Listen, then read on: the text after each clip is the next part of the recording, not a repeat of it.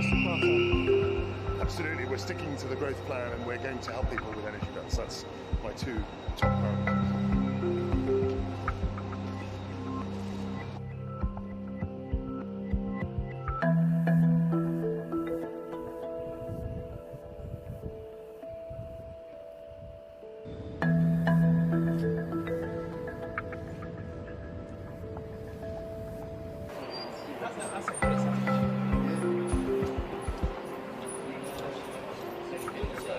As I've said, it was very, very important that we took urgent steps to deal with the costs that families are facing this winter, making sure that we are not raising taxes at a time when there are global economic forces caused by the war in Ukraine that we need to deal with.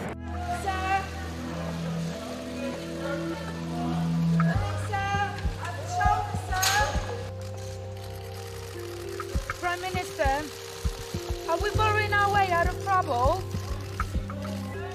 We were focused on delivering the growth plan. There's a lot of good stuff in the growth plan. And what was clear, talking to lots of people up and down the country, talking to MPs, talking to voters, talking to our constituents, was that the 45p rate was simply a distraction on what was a good set of packages, a good set of policies and a strong package.